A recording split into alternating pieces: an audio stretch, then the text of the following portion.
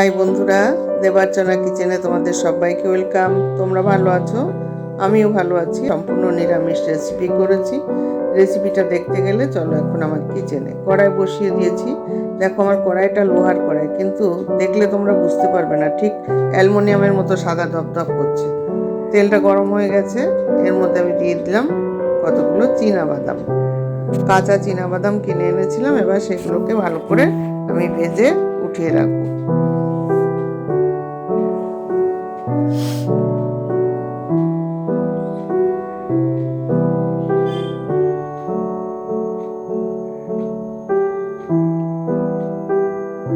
এখন আমি এর মধ্যে একটু লবণ দিয়ে দিলাম, পরিমাণ মতো দেব। লবণ দিয়ে আর সামান্য একটুখানি হলুদ দিয়ে দেবো এর মধ্যে, ব্যাস। এবার এটাকে আমি খুন্তি দিয়ে নাড়াচাড়া করব।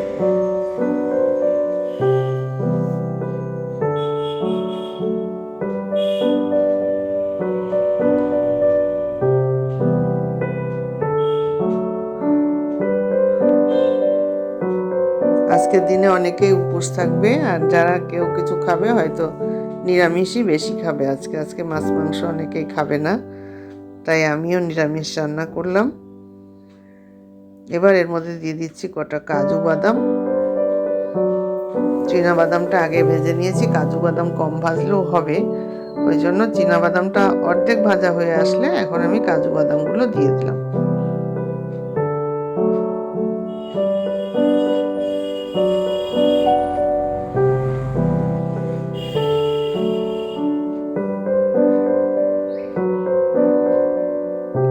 চালটা ভিজিয়ে রেখেছি 750 চাল। 750 চালের মধ্যে এইটুকু বাদাম না দিলে তো হবে না, বলো? বাদামটা একটু মুখে না বাঁধলে ভালো লাগে, খেতে ভালো লাগে না।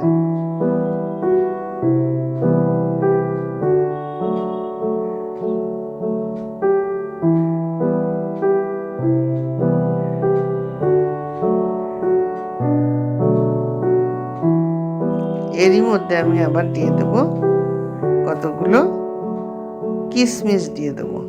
দেখতে থাকো তোমরা, আমি এক এক করে দিতে দেব। আর একটুখানি ভেজে নিয়ে এর সাথে কিশমিশগুলো একবারে আমি ভেজে নেবো। যে দেখতে পাচ্ছ আমার কিশমিশ দিয়ে দিলাম, দিয়ে এটাকেও আমি এর সাথে নাড়াচাড়া করে নেব।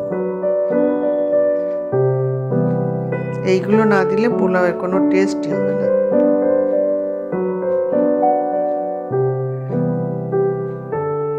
তোমরা এর আগে দেখেছো নিশ্চয়ই, আমি ইলিশ পোলাও বানিয়েছি।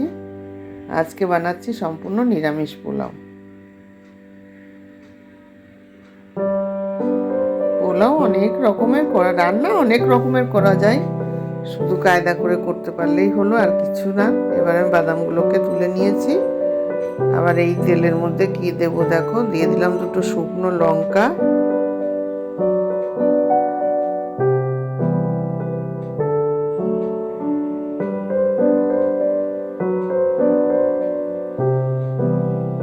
আর দিয়ে দেবো এর মধ্যে একটু আদা কুচি। আদা ঘষে নিয়েছিলাম, সেটাকে দিয়ে দেবো কাঁচা গন্ধটা ছাড়ানোর জন্য। আদাটা ভালো করে একটু ভেজে নেব।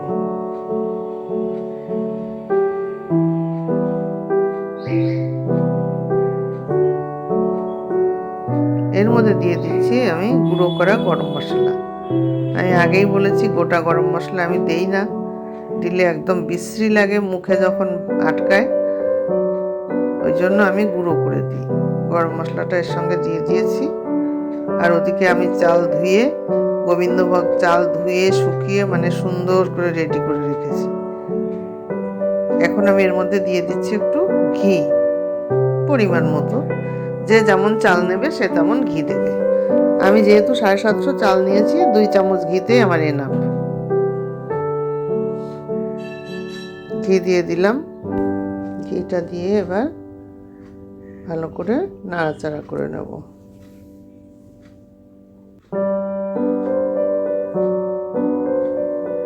এইবার আমি এর মধ্যে যে ধুয়ে শুকিয়ে রেখেছি সুন্দর করে জল ঝরিয়ে, সেই গোবিন্দভোগ চালটা এখন ঢেলে দিচ্ছি। দেখো কত সুন্দর শুকিয়ে গেছে আমার চালটা। ছড়িয়ে রেখেছিলাম আমি পেপারের পরে, পেপারে সব জলটা সোক করে নিয়েছে।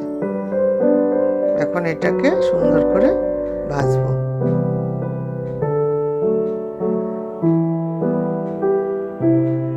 গোবিন্দভোগ চালটা খুব সুন্দর, এত সুন্দর একটা স্মেল আসছে, খুব সুন্দর। আজকাল বাজারে গোবিন্দভোগ চালও নকল বেরিয়ে গেছে, কিন্তু আমার এই চালটা খুব সুন্দর চাল। আমরা এই দোকানের চালই খাই 12 মাস।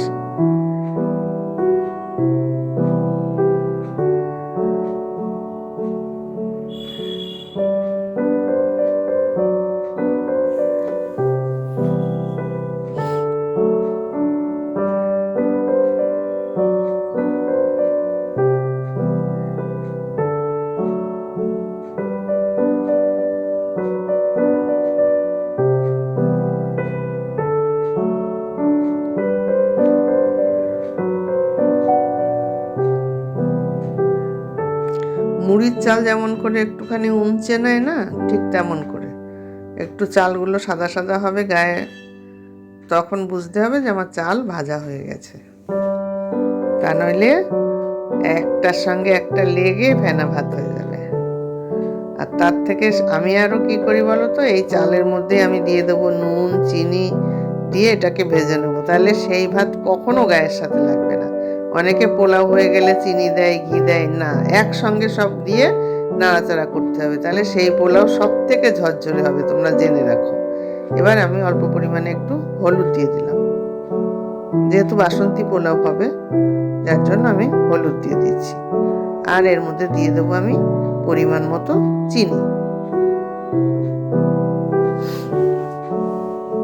আর লাগবে না।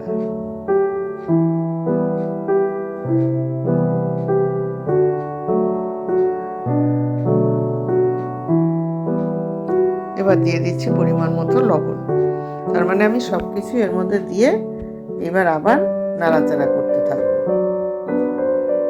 আমার এই চালটা একটুও পোলাওয়ের মধ্যে, পোলাওয়ের সাথে গায়ের সাথে একটাও লাগবে না, একদম ঝরঝরে পোলাও হবে। তোমরা এইভাবে টিপস দিয়ে করবে। মিষ্টি পরে দেওয়ার কোনো প্রয়োজন নেই। অনেকে ভাবো যে মিষ্টি দিয়ে দিলে মনে হয় সিদ্ধ হবে না, না, ওটা কোনো ব্যাপারই না। এবার আমার সব ভাজা এগুলো দিয়ে দিলাম, সবই কাজু বাদাম, চীনা বাদাম আর কিশমিশ, এই ভাজাটা এর মধ্যে দিয়ে দিলাম। দিয়ে আর একটু ভালো করে ভেজে নিচ্ছি। এটা রান্না খুব সহজ। এখন আমি এটাকে দিয়ে দেবো প্রেসার কুকারের মধ্যে।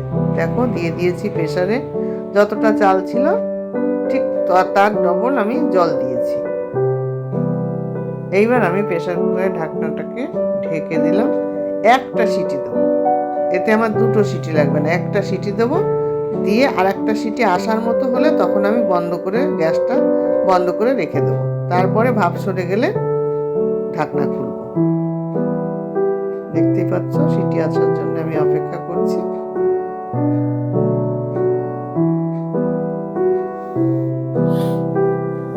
তোমরা এইভাবে করবে। আর বন্ধুরা, আমার এই রেসিপিটা যদি তোমাদের ভালো লাগে তাহলে লাইক শেয়ার কমেন্টস করে আমার পাশে থেকো।